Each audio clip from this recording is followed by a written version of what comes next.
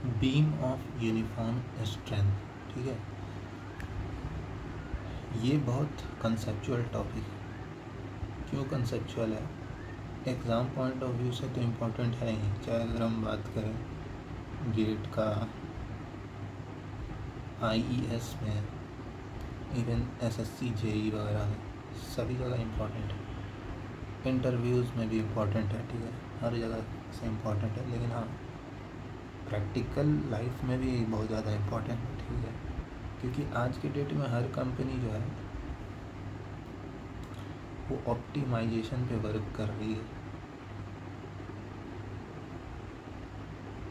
कितना कम पैसा लगा करके हम अपना काम कर सकें, ठीक है, डेट इज़ टू ऑप्टिमाइज़। हम लोग अपना क्या करते हैं, जैसे कि पुराने ज़माने में क्या होता था कि जैसे जो घर बनते थे या फिर फर्नीचर्स बनते थे, दे वेयर ओवर वेट। मतलब जैसे अगर मेरे को पिलर बनाना है, रिक्वायरमेंट इतना डायमेंशन का है, तो हम लोग दे दिए इतना, ठीक है। तो ज़रूरत से ज़्यादा मटेरियल देने के कारण यही रीज़न है कि ताजमहल आज भी टिका हुआ है, ठीक है। जो हिस्टोरिकल मोनूमेंट्स है वो आज भी टिके हैं। लेकिन उस समय जो सिचुएशन था, राजा महाराजा के पास धन दौलत का कमी नहीं था, ठीक। आज वो सिचुएशन नहीं है। आज मार्केट सिचुएशन ऐसा, मार्केट में हमें प्रोडक्ट बेचना है या जो भी करना है, ठीक है, उस हिसाब से हमको जो भी मैन्युफैक्चरिंग इंडस्ट्रीज़ हैं वो ऑप्टिमाइजेशन पे चल रही है, ठीक है। तो चलो इसको देखते हैं, ठीक है। तो जितने भी ओल्ड प्रोडक्ट्स देखोगे, ओल्ड इज़ गोल्ड क्यों कहा जाता है? क्योंकि ओल्ड प्रोडक्ट लॉन्ग लास्टिंग होता था, क्योंकि उस समय उतना टेक्नोलॉजी नहीं था, ऑप्टिमाइजेशंस नहीं था, सॉफ्टवेयर नहीं था, तो इसलिए ज़रूरत से ज़्यादा मटेरियल प्रोवाइड कर दिया जाता था, ठीक है। पर आज के डेट में जितनी भी कंपनीज है, ठीक है, सब ऑप्टिमाइजेशन पे वर्क कर रहे हैं, चाहे वो ऑटोमोबाइल कंपनी हो या कोई भी हो, ठीक है। चलो तो फिर ठीक है, वो तो हम लोग इसका प्रैक्टिकल में धीरे धीरे चलेंगे, ठीक है। बीम ऑफ यूनिफॉर्म स्ट्रेंथ क्या है? बेसिकली देखो, अगर मेरे पास एक कैंटिलीवर है,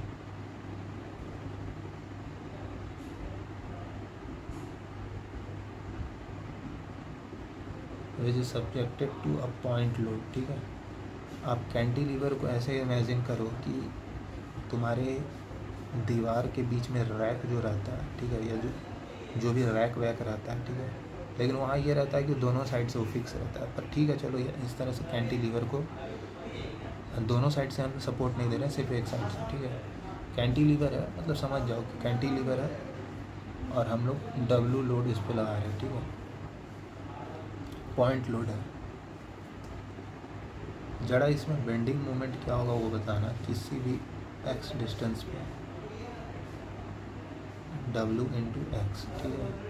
इट मीन्स कि bending moment is a function of x। जैसे जैसे x बढ़ेगा वैसे वैसे हमारा बेंडिंग मोमेंट भी बढ़ेगा, ठीक है। तो x बढ़ते बढ़ते इस पॉइंट पे, यानी फिक्स्ड सपोर्ट पे बेंडिंग मोमेंट सबसे ज़्यादा होगा, ठीक है। और जो हम लोग को इक्वेशन पता है, फ्लेक्सरल इक्वेशन जो होता है, sigma by Y is equals to M by I, से यहाँ से क्या आता है, sigma is equals to M by Z, जहाँ जेड क्या है, सेक्शन मॉडुलस, ठीक है। अच्छा, दूसरी चीज़ ये कि इसका सेक्शन हम रेक्टेंगुलर कंसिडर करेंगे, ठीक है। अदरवाइज आई सेक्शन अगर कोई सोच रहा है तो करने के लिए कर सकते हैं, पर एनालिसिस टिपिकल हो जाएगा, ठीक। हाँ, तो सिग्मा बराबर एम बाई जेड, जेड तो कांस्टेंट होगा, BH²/6, यही होता है ना जेड, ये तो फिक्स है। बेंडिंग मोमेंट जैसे जैसे हम लोग फिक्स्ड सपोर्ट की तरफ बढ़ रहे हैं, मेरा बेंडिंग मोमेंट बढ़ रहा है, सिग्मा बढ़ रहा है, सिग्मा बढ़ रहा है मतलब बेंडिंग स्ट्रेस बढ़ रहा है। बेंडिंग स्ट्रेस बढ़ रहा है मतलब क्या है कि जैसे जैसे हम इस पॉइंट से इधर की ओर जा रहे हैं, ठीक है, मेरा लोड कैरिंग कैपेसिटी कम होते जा रहा है, ठीक है।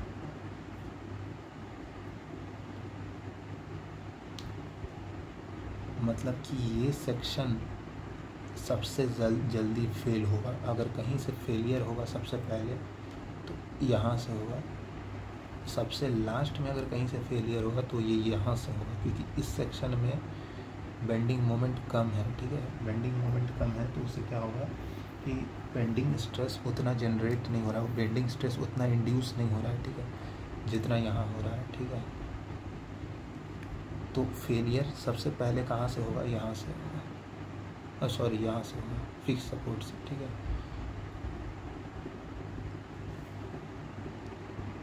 क्योंकि यहाँ पे बेंडिंग स्ट्रेस सबसे ज़्यादा है, तो स्लाइट भी अगर मान लो कि इसका जो लोड कैरिंग कैपेसिटी है, सिंपल भाषा में समझो, वो इसके कंपेयर में काफ़ी कम है, ठीक है।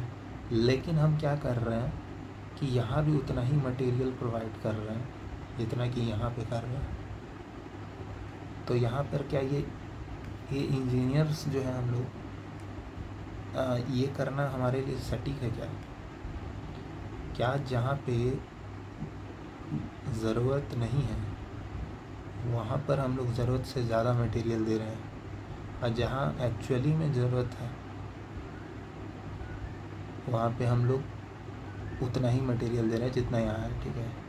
तो ये कोई सेंस नहीं बन रहा इस चीज़ का, ठीक है। फेलियर सबसे पहले यहाँ से होगा, ठीक है। तो हमको यहाँ का सेक्शन जो है, जितना मटेरियल मेरे को यहाँ ज़्यादा से ज़्यादा मटेरियल देंगे तो चांसेस है कि ये बच जाएगा, ठीक है। और यहाँ पे हमको उतना रिक्वायरमेंट नहीं है, ठीक है। तो यहाँ से हम मटेरियल हटा लेंगे कुछ, why we are wasting material here, ठीक है। तो इसी प्रोसेस को कहते हैं beam of uniform strength, that the whole beam is subjected to same maximum bending stress. अब वो क्या है, रुको एक एक करके समझते हैं। जैसा कि हम लोग देखे थे कि इस सेक्शन में सबसे ज़्यादा बेंडिंग स्ट्रेस है, ठीक है। तो हम लोग को कुछ मटेरियल यहाँ से हटाना, हम चाह रहे हैं कि मेरा बीम जो है ऑप्टिमाइज हो, ठीक है।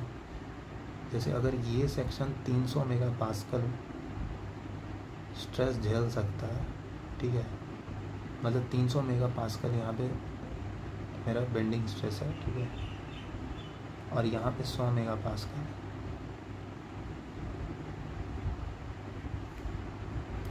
और 300 मेगापास्कल जो है मैक्सिमम स्ट्रेस जो इस बीम में है 300 के बराबर है, ठीक है। जो कि फिक्स्ड सपोर्ट पे है तो 300 मेगापास्कल सबसे ज़्यादा बेंडिंग मोमेंट यही होगा। और यहाँ का स्ट्रेस अगर 300 है और यहाँ का अगर 100 है, ठीक है, तो इसका लोड कैरिंग कैपेसिटी बहुत अभी ज़्यादा है, ठीक है। तो हम लोग क्या करेंगे, यहाँ से कुछ मटेरियल हटाएंगे, ठीक है। जितना यहाँ पे मटेरियल है उतना हम लोग को यहाँ पर रिक्वायरमेंट नहीं है, ठीक है। तो we are wasting material here, ठीक है, wastage of material which is not economical, ठीक है। तो कुछ मटेरियल यहाँ से मेरे को हटाना पड़ेगा।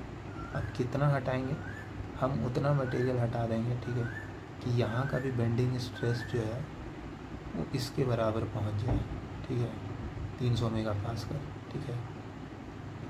तो हम उतना मटेरियल यहाँ से भी हटा देंगे, हर सेक्शन से उतना ही मटेरियल हटाते जाएंगे और पूरे बीम को 300 मेगापास्कल पे ले आएंगे, ठीक है। मतलब पूरे बीम को यूनिफॉर्म क्रॉस स्ट्रेंथ का बना देंगे, ठीक है। अब कोई कहेगा कि 300 मेगापास्कल से थोड़ा सा भी लोड बढ़ा तो फेल हो जाएगा, कोई ज़रूरी है कि ये 300 मेगापास्कल पे फेल हो रहा है? अरे ये नहीं है, 300 मेगापास्कल इस बीम का मैक्सिमम बेंडिंग स्ट्रेस है, ठीक है। हो सकता है ये जिस मटेरियल का बना हो उसका अल्टीमेट यील्ड पॉइंट जो है, या जो भी जिस भी मटेरियल का बना हो वो 1000 मेगापास्कल हो, ठीक है। तो कोई ज़रूरी थोड़ी है कि 300 मेगापास्कल से थोड़ा सा भी बढ़ जाए तो फेल हो जाएगा, नहीं। इसका सिर्फ ये मतलब है कि यहाँ का जो लोड कैरिंग कैपेसिटी है वो सबसे ज़्यादा है as compare to these sections, ठीक है। तो यहाँ पे जो मटेरियल हम फालतू का वेस्ट कर रहे हैं, यहाँ पे जो यहाँ पे रियलिटी में लिटरल सेंस में यहाँ पे ज़्यादा मटेरियल का रिक्वायरमेंट है, ठीक है, ठीक है। तो यहाँ पे जो हम मटेरियल वेस्ट कर रहे हैं, क्योंकि यहाँ का लोड कैरिंग कैपेसिटी बहुत अभी ज़्यादा है, ठीक है, तो हम अपना लोड कैरिंग कैपेसिटी सभी सेक्शन का बराबर कर लेंगे, ठीक है। तो इसी को कहते हैं बीम ऑफ यूनिफॉर्म स्ट्रेंथ। तो प्रैक्टिकली ये क्या होता है वो समझ में आ गया होगा। अब देखो कैसे कैसे करते हैं वो देखते हैं कि अब देखो इसका एनालिसिस, मैथमेटिकल एनालिसिस, ठीक है, जहाँ से इन सभी एग्ज़ाम्स में क्वेश्चन बनेगा, ठीक है। इंटरव्यू पॉइंट ऑफ व्यू से क्या बताना था, कितना बोलना है वहाँ पे, वो अभी तक कवर हो गया था, ठीक है, कि why we make beam of uniform strength, actually sir we are wasting material, so to optimize we are doing we are making beam of uniform strength, ठीक है। ये यही पूछेगा वो, क्यों बनाते हैं, ज़रूरत क्या है, ठीक है। अब करते कैसे हैं वो देखो, जैसा कि हम लोग देख लिए सिग्मा बराबर m/z, ठीक है। अब सोचो जरा कि m बढ़ रहा है, ठीक है, अगर हम किसी तरह z को भी बढ़ा दें, मतलब जैसे जैसे हम लोग लेफ़्ट से राइट की ओर जा रहे हैं, मेरा z भी अगर बढ़ने लगे m के साथ साथ, ठीक है, नहीं मतलब कि सॉरी सिग्मा बराबर m/z, ठीक है, इस सेक्शन ये मैक्सिमम 300 मेगापास्कल पे है, हमको यहाँ पे भी 300 मेगापास्कल लाना है, ठीक है, सभी जगह, ठीक है। तो हम क्या करेंगे, देखो धीरे धीरे जैसे जैसे आगे जा रहे हैं हमारा बेंडिंग मोमेंट जो है बढ़ रहा है, ठीक है, तो हम क्या करेंगे कि z को भी बढ़ाएंगे, ठीक है, ताकि ये न्यूट्रल हो जाए, बैलेंस हो जाए, कंपनसेट हो जाए, ठीक है, सिग्मा जो है 300 आ जाए, ठीक है। तो ये मेरा प्रोसेस होगा, ठीक है, जैसे जैसे बेंडिंग मोमेंट बढ़ रहा है हम अपना सेक्शन मॉडुलस को भी उसी तरह एडजस्ट कर लेंगे ताकि सिग्मा हर सेक्शन का 300 हो जाए, ठीक है। तो प्रोसेस भी समझ में आ गया। अब देखो करेंगे कैसे, मेरे को यहाँ से एक चीज़ दिख रहा है कि सिग्मा बराबर m/z, अगर मेरे को बीम ऑफ यूनिफॉर्म स्ट्रेंथ बनाना है मतलब m को z के प्रोपोर्शनल करना है, जैसे जैसे मेरा m बढ़ रहा है वैसे वैसे हमको z को भी एडजस्ट करना पड़ेगा, ठीक है। अब करेंगे कैसे, दो तरीके हैं, ठीक है। अगर मान लो h b और h z को अल्टर कर, z किसका किसका फंक्शन है, b और h को, z को चेंज करने के लिए मेरे पास क्या क्या ऑप्शन है, या तो हम b को चेंज करें या h को चेंज करें या दोनों को चेंज करें, पर दोनों को साइमल्टेनियसली डील करना इज़ अ कॉम्प्लिकेटेड टास्क। तो हम लोग क्या करेंगे कि एट ए टाइम हम लोग एक को ही वेरी करेंगे, ठीक है। तो सबसे पहले हम लोग क्या करते हैं कि हाइट को कांस्टेंट ले लेते हैं, h इज़ कांस्टेंट, ठीक है। अगर हाइट कांस्टेंट है तो मेरा बेंडिंग मोमेंट का इक्वेशन किसी भी x डिस्टेंस पे wx होगा, ठीक है, और z का इक्वेशन क्या होगा, जिसमें ये टर्म कांस्टेंट है और m जो है वो z के प्रोपोर्शनल है, तो यहाँ से क्या आ जाएगा, wx is proportional to bh²/6, ठीक है। और b और 6 क्या है, कांस्टेंट है, b/6 कांस्टेंट है ना, और सॉरी b तो वेरी कर रहा है, b वेरी, हम लोग यहाँ h कांस्टेंट माने तो b वेरी करेगा, ठीक है। तो b वेरी करेगा, ठीक है, हमारा h कांस्टेंट है, यहाँ पे h² भी कांस्टेंट रहेगा, तो यहाँ से मेरे को रिजल्ट क्या मिलेगा,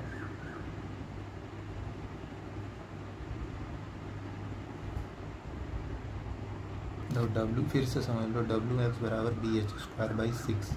अब देखो यहाँ पे h²/6 कांस्टेंट है, ठीक है, और w भी कांस्टेंट है, ठीक है, तो मेरा x जो है वो b के प्रोपोर्शनल हो जाएगा, और क्या, ठीक है। उसी तरह अगर हम लोग b को कांस्टेंट रखें और h को वेरी करें,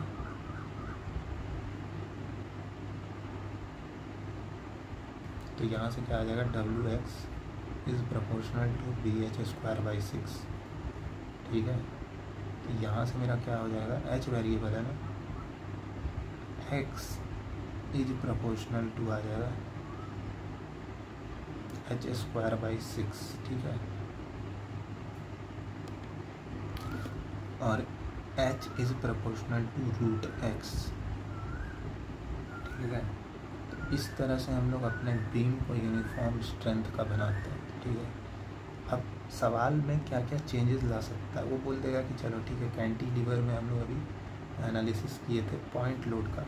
अब वो बोलेगा चलो यूडीएल है मेरे पास, और यूडीएल है, हम लोग एच को कांस्टेंट रखें। अब बताओ क्या होगा? कुछ नहीं, जो बेंडिंग मोमेंट है किसी सेक्शन पे वो क्या हो जाएगा, डब्ल्यू एक्स स्क्वायर बाई 2, और इसको प्रोपोर्शनल होना पड़ेगा किसको, बी एच स्क्वायर बाई 6 के। अब यहाँ आप एच कांस्टेंट रखे हैं, तो अब एक्स स्क्वायर बाई 2 जो है वो बी के प्रोपोर्शनल हो जाएगा। तो यहाँ एक्स जो है रूट बी के प्रोपोर्शनल हो जाएगा, और क्या, वही चीज़ यहाँ पे भी हो जाएगा, ठीक है। यूडीएल दे दे, यूवीएल दे दे, कुछ भी दे दे, यूवीएल पे तो जाता नहीं है, ठीक है, जनरली वो यूडीएल तक ही जाएगा। तो एग्ज़ाम में क्वेश्चन इस तरह से आता है, ठीक है, जो कि आराम से बन सकता है इस पर। जैसे अगर हम यहाँ का बात करें, इसमें बी कांस्टेंट हो गया मेरा, और यूडीएल है, ठीक है। तो मेरा एक्स जो है वो एच स्क्वायर के प्रोपोर्शनल हो गया, मतलब एक्स जो है एच के प्रोपोर्शनल हो जाएगा, ठीक है। तो अब इस पर सभी टाइप का क्वेश्चन बन सकता है, ठीक है, बीम ऑफ यूनिफॉर्म स्ट्रेंथ।